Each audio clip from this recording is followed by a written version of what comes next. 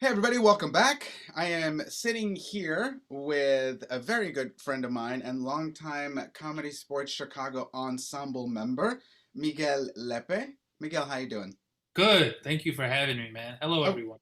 hi everybody. And in case you are unaware, I am Luis Cortez, Director of Diversity and Inclusion at Comedy Sports Chicago, and also a longtime comedy sports player from both Chicago and Los Angeles. So I invited Miguel in today to chat with us about a couple of different things. But honestly, one of the biggest things I want to talk about is his own experiences within the comedy sports world.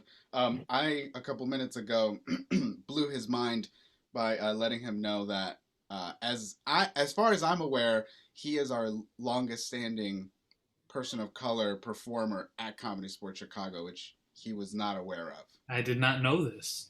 As far as I know, I'm pretty sure it's you. When did you come in? 2014. 2014. The only other person off the top of my head that I'm wondering what year they came in was Nico. I don't know Yeah, I what came year. in with Nico. Me and Oh, him were on the okay. same. So then it's the two of you. Yeah, yeah, yeah. All right, great. All right, I did not know that. All right, so you came in what you said 2012 or 2014. You just said.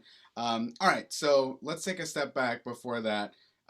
Give me a rundown of just what is your overall like improv career look like in Chicago, just so we have a baseline. Yeah, yeah, yeah, of course.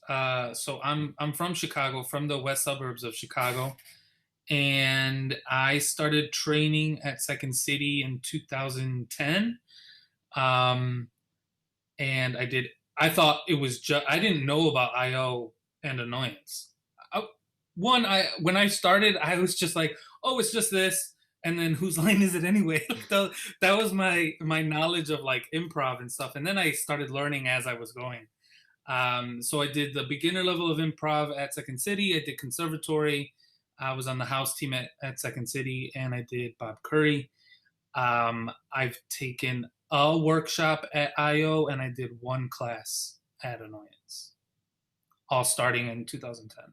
So you did all that in 2010, or that's No, just no, when it no. started? That's when it started. Yeah, Okay. I think I took like a year break because I ran out of money. Yeah. That, And then when I got an internship at Second City, that's when I finished everything else. what was it that attracted you to it in the beginning? Like at Second City, was it just because it was Second City, or was it the No, I improv? honestly like I was very oblivious because I went to film school, so I wasn't really into performing. I had no intention of being an actor or anything like that. I thought I was just gonna stay behind the camera. And then a friend of mine was like, "Oh, I got a class at Second City. I didn't know what that was." And then she explained it to me, and I still was just like, "I don't know about all this." And then she's like, "It's like whose line is it anyway?" I was like, "I love that show." So honestly, it was Who's Line that brought me Yeah. in, and then when I started taking the classes, uh, right away I was just like, oh, I'm pretty good at this. Like this is clicking for me, and very little has clicked for me before that. So I was just like, if I'm good at this and this feels good, I'm just gonna jump in. I mean, I definitely relate to that feeling of like not a lot of things really like hit like that Yeah, for me. So I totally get that feeling. There were definitely times throughout the career where it was definitely where I was questioning as to whether I should keep going or not. That I was like, what else would I do? right. Like I don't know what else my brain can do. Because even at like like I worked at Chuck E. Cheese before, and I couldn't get Chuck E. Cheese right. Like I'm a very simple guy. Like I'm an idiot, and I have no shame in that. I'm a smart idiot, and working at Chuck E. Cheese, I got that wrong. Like I made shitty pizza, but improv, I can do improv. Yeah. Yeah, no, I I couldn't get hired at Starbucks.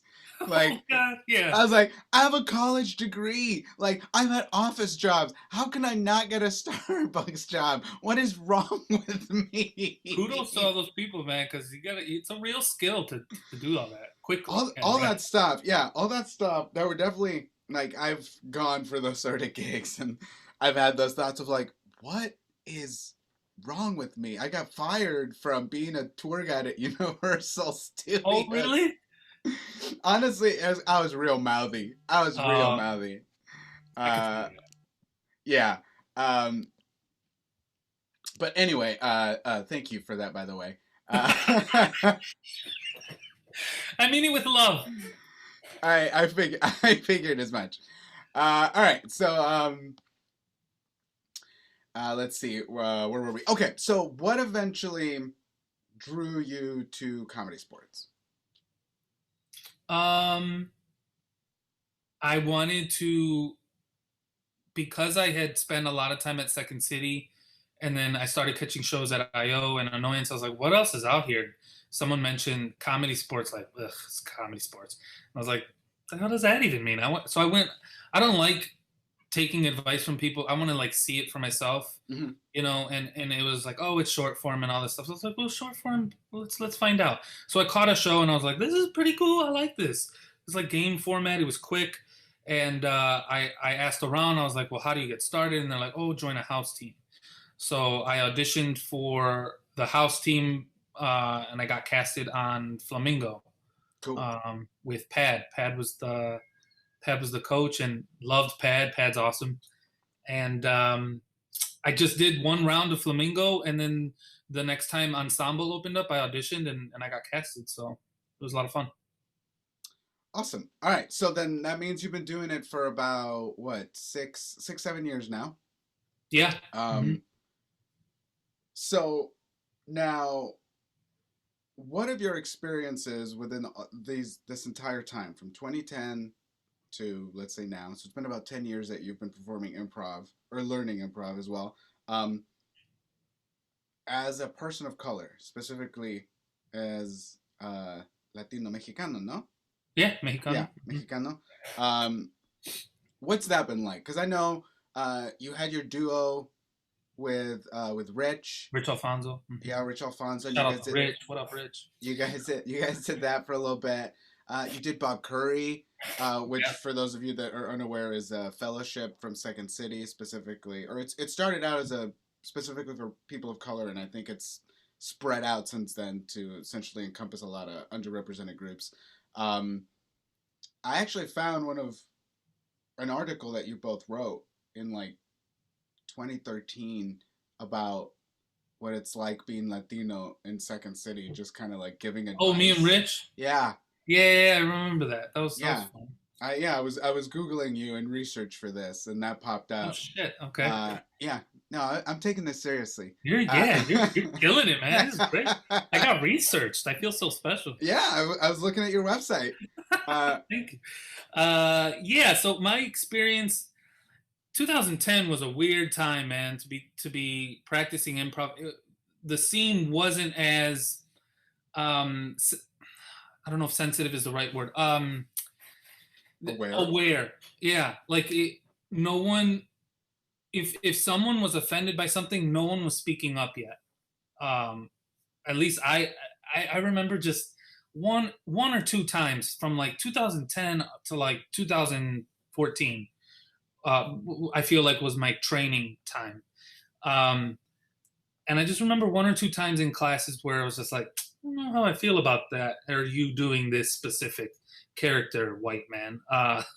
And I just let it brush off because no one, or at least I wasn't aware of, was making a big deal about it. So I was like, okay, I guess it's just a shitty thing that kind of just happens, and we just keep moving. We keep trying to find some laughs along the way.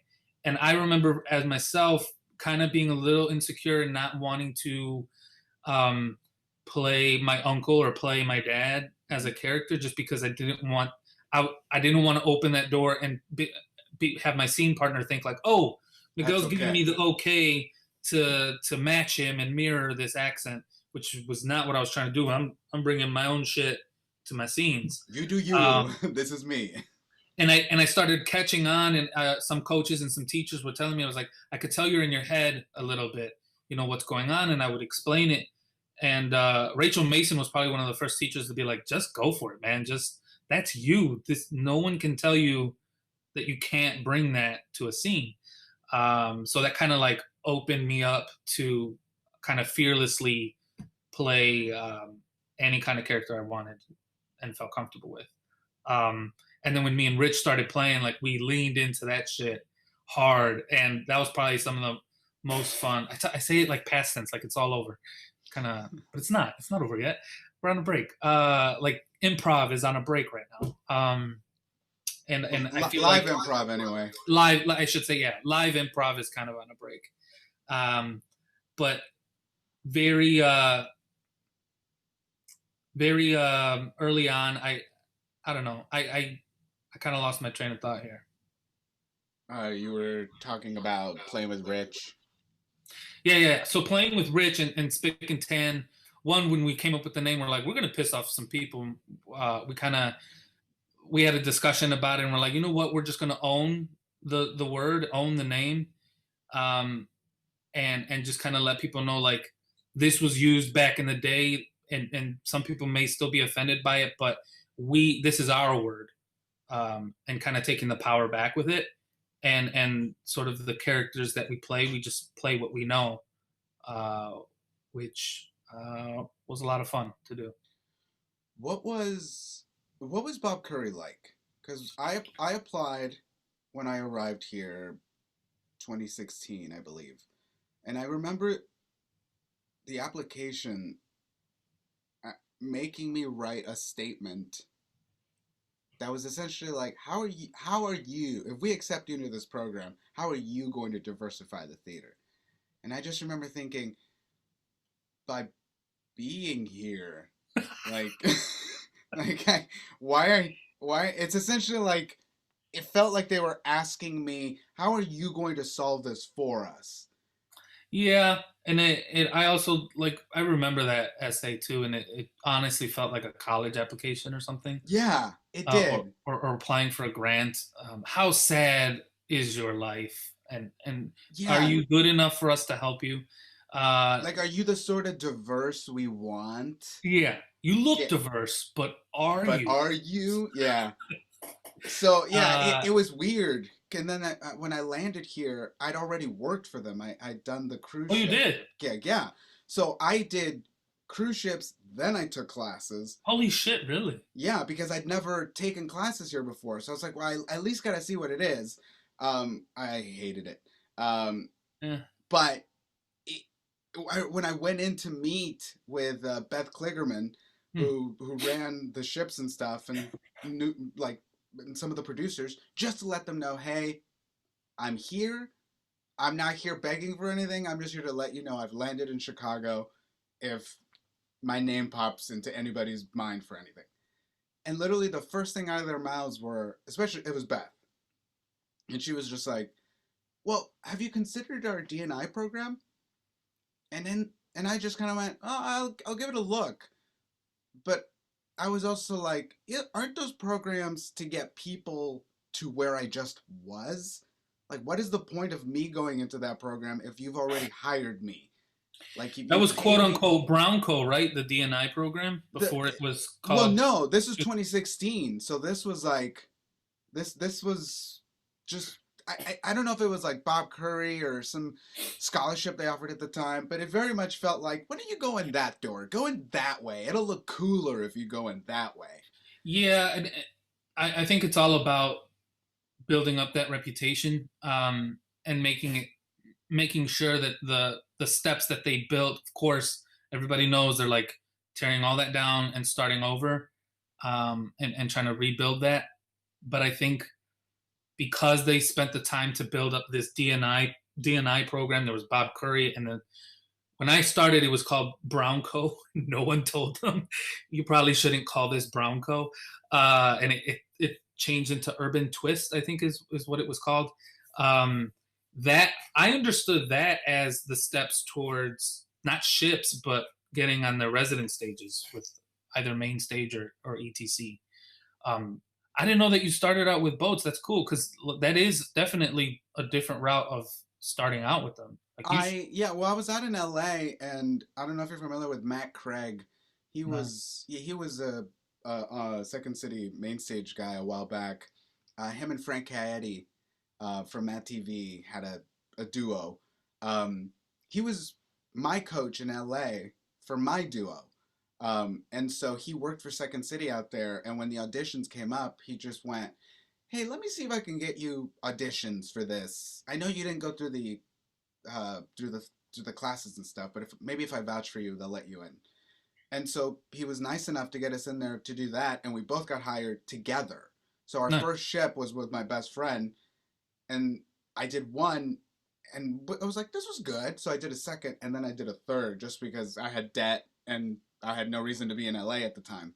Yeah. By the time I was done, I was just like, I've been gone for 2 years. I can either spend the energy here in LA to replug myself back in, or go somewhere else. And So that's I when you came to Chicago. and that's when I came here, and which was at the height of a lot of movements, both social and cultural and theatrical, and it was at the height of Me Too, and so like the field was just it was changing. But when I landed, I hadn't been on actual solid ground for a while, so I was just like, oh, Chicago is different than LA.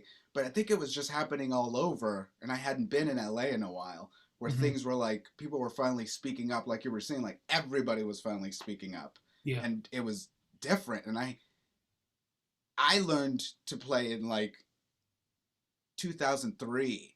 Oh shit. Okay. Yeah, so it was just different. It was different. I was like, when we think about like the really old school sort of players within comedy sports, I was like the baby of that group.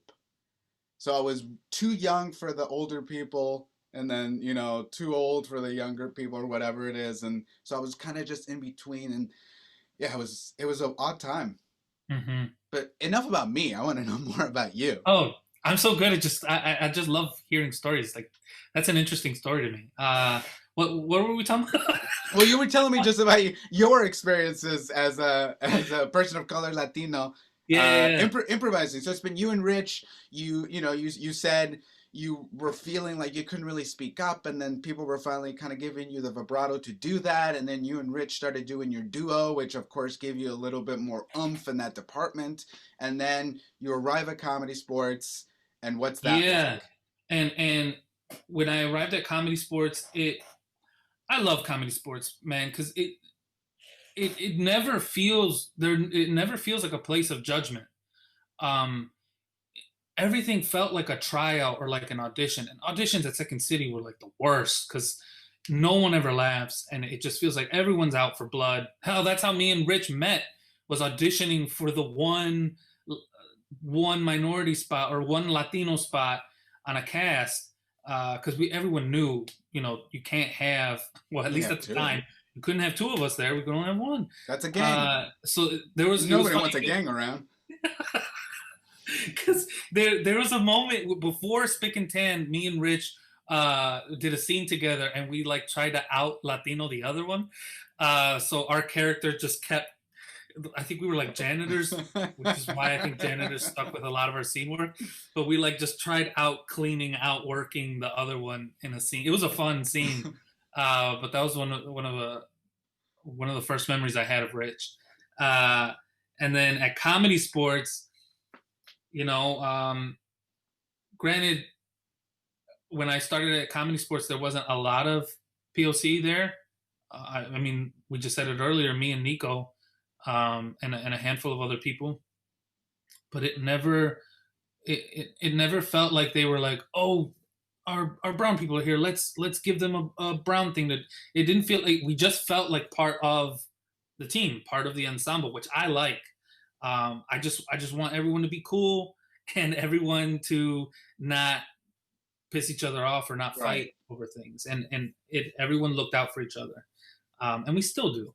And Comedy Sports, since day one, I don't know, even in the lobby, backstage, on stage, everywhere, just felt very comfortable. Well, good. Yeah, and I became a dad pretty soon after that. Uh, Maya was born that same year, and I remember I had my first uh, gig outside of the theater. Hmm. Jesus Christ, I'm blanking on terms. What is the term called? The Viad or the Yeah, remote? the remote. The remote?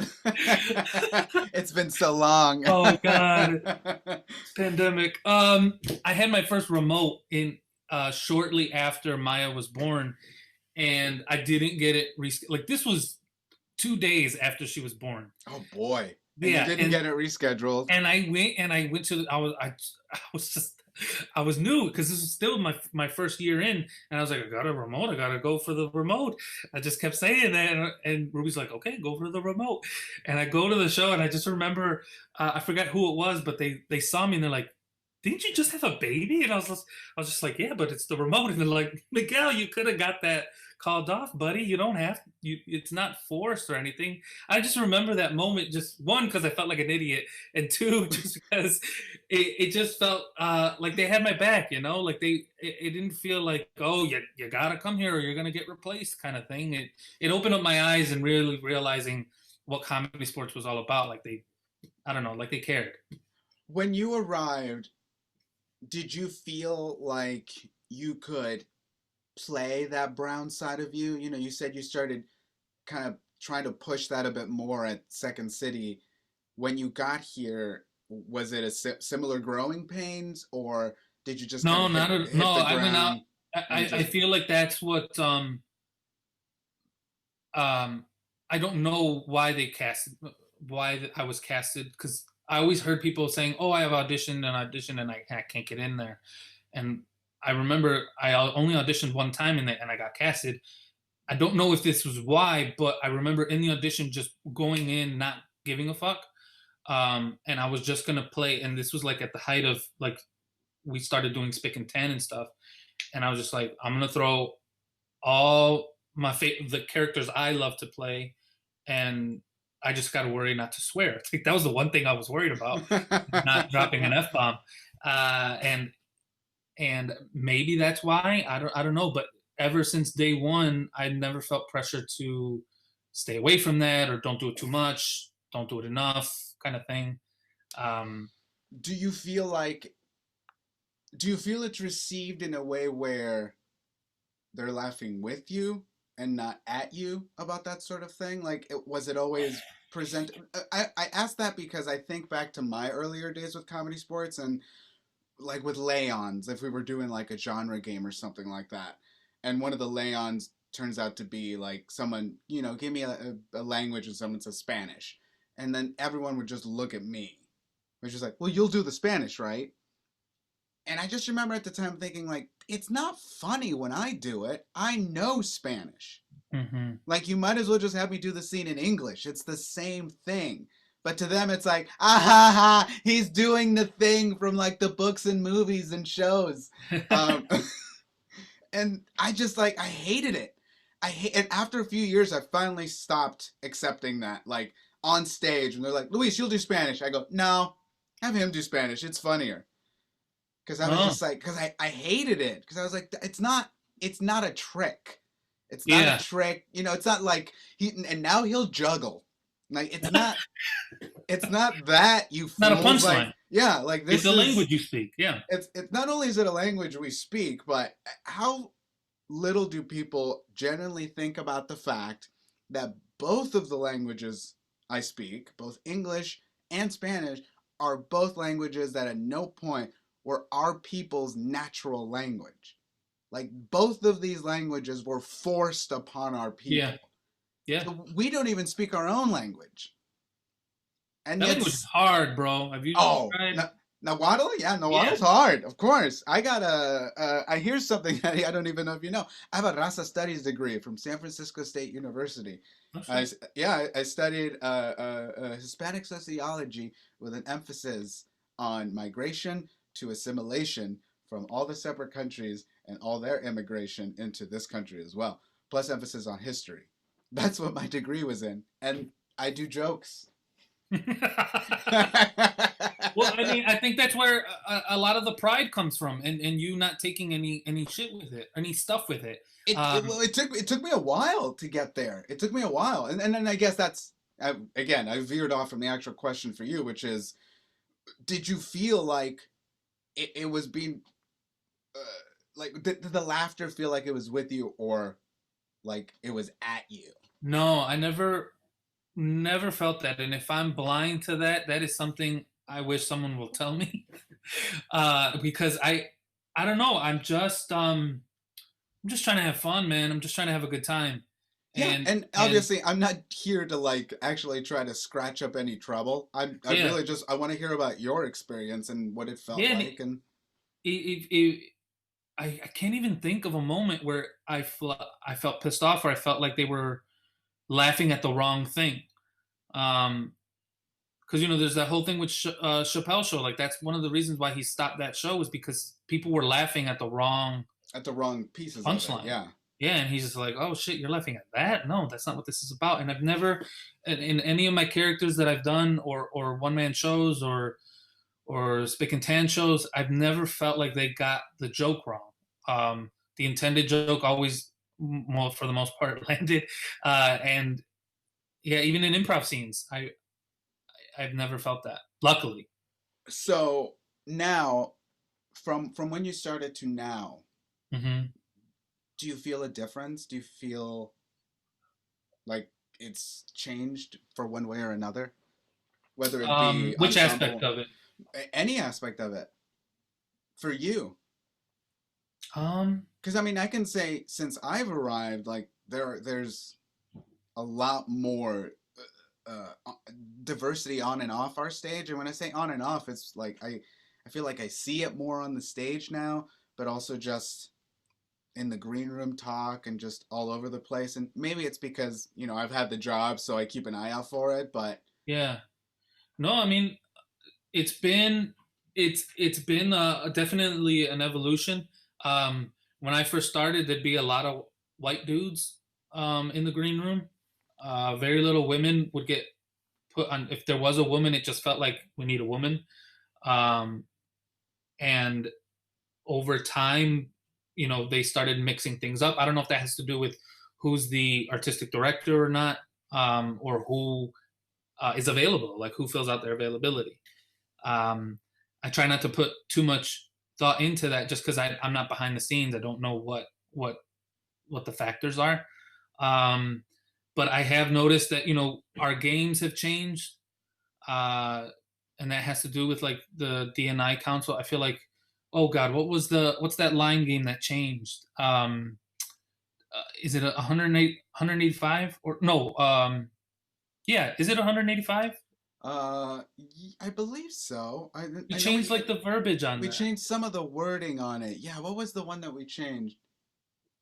You don't belong here. No, no, we don't serve. We don't serve your Yeah, kind we here. used to. There's been variations on 185 where people used to say, and the bartender says, "We don't serve your kind here," or yeah, and so we changed it to the bar is The closed. bar is closed. Yes, and that's something I never really noticed or paid attention to. And see, those are the little things that to me I'm like, yes, we can update that stuff and that's fine, but that's to me that's cosmetic. To me, I'm like, we can change that like that and it's not a problem. Like the real changes are going to take a little bit more than like, hey, just don't like we're so easy to say, just don't say that part of the joke anymore, but we're not quicker to say things like don't say that sort of stuff on stage anymore about other topics, people of color, LGBT, any of that stuff. So to me I'm like, yay, great, you kind of change that and that's great, but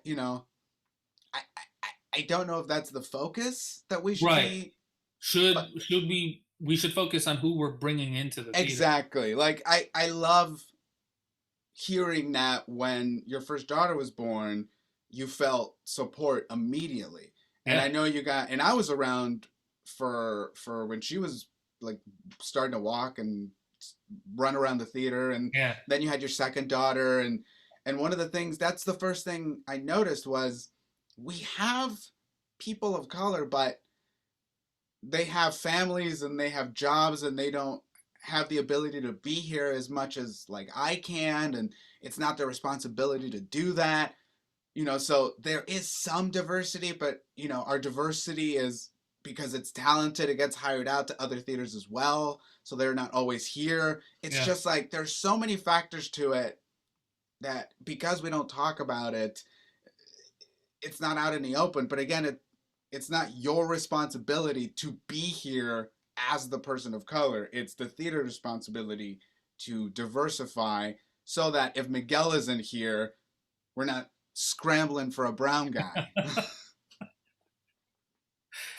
That'd just be fun. That'd be a funny show right there. Oh no, our brown guy's gone. We gotta go find another one.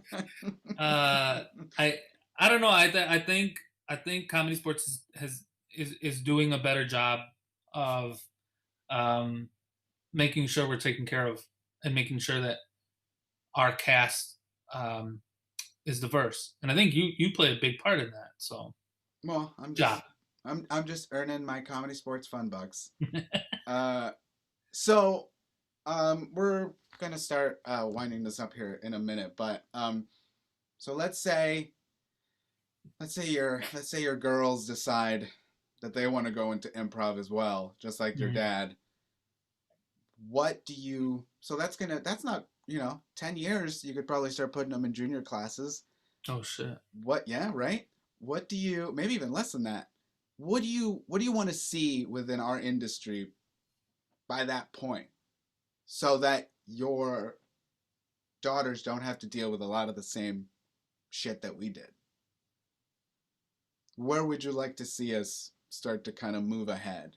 And you mean us as in an improv community or comedy sports? Comedy sports, but also an improv community as a whole. There's two things. One is it would be great if we could get a theater in a community that isn't on the north side of Chicago. Like, yeah, there's the Revival on the south side, but that's also super far away. Like, why can't we go to the west side? Why can't a theater thrive on the southwest side? Or even that, like starting a company from the ground up, especially right now, is tough. Why can't I had never understood like what goes into, or how can we do a better job of getting people from those communities to the theaters? Like I didn't know about Second City at all. Granted, I grew up in the west suburbs and spent some time in the city, but no one ever taught me. I wasn't exposed to any of that. How I wish soon we can do a better job of exposing different communities to this art form and to these types of shows. And then another thing is just I hope the theaters, whichever ones are still standing, I find it funny. Yeah. Whichever ones are still standing after all of this, I hope the theaters do a better job. I shouldn't be laughing, but it's funny. I hope the theaters do a better job of supporting independent shows. I during my height of performing, I also produced a lot of shows. Whether they were showcases, whether they were my own solo show or my own team's show, putting up your own show is freaking hard. And when the building that your show is in doesn't back you 100%, or it feels like there's no support whatsoever, can be discouraging, especially when you as the producer kind of quote unquote fail to bring in a big enough house. Like they only care and their eyes are only open when they're like, oh crap, this show is bringing in people. What else do you need? Like where was this question when I filled out the form to pitch the show to you? I feel like that can definitely use improvement. If my girls decide to do improv or put up shows or even real theater, excuse me.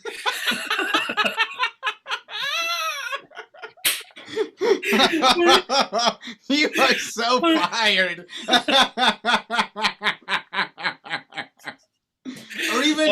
or even real legitimate art theater, like that real stuff. Any kind of theater, any kind of art form. I hope that my girls are supported when they have an idea. That's what I want. Yeah. And tell you what, like that was a fantastic answer. And the next time we have you on here, we're going to talk about those very things. I want to hear about your time as a producer and also just the sort of policy changes that you feel we should be doing. But this was great. This was great just so that we can start to get to know Miguel and just the experiences that you've had. I, came up as a comedy sports player as well, but that was in LA, which is a completely different city with a completely different perspective towards people of color and all the other communities. So to hear it from you, having started here, especially grown up here in Chicago, and I hope that the positive experiences that you had and that I had are becoming uh, more frequent, Yeah. so that people can understand why we stick around and why we sometimes put up with what we do, because there are those positive moments always outweigh those negative moments, but at the time those negative moments are just, you feel the weight of those. And And it's short form isn't that bad. I wish people would quit following the crowd and being like dogging on short form. I never got that. Yeah, yeah, I completely agree. And something else we'll have to chat about on the next one. But Miguel, thank you so much for taking the time. I loved Thank this. you. This is great. I got to know some great stuff about you that I was not aware. We'll definitely bring you back. We'll find out more about some of the shows that you produce and some of the other ideas that you got rolling around in there. And thank you all so much for tuning in, and we will catch you next time. Bye. I made my bed. I know, I saw! I made it. Bye.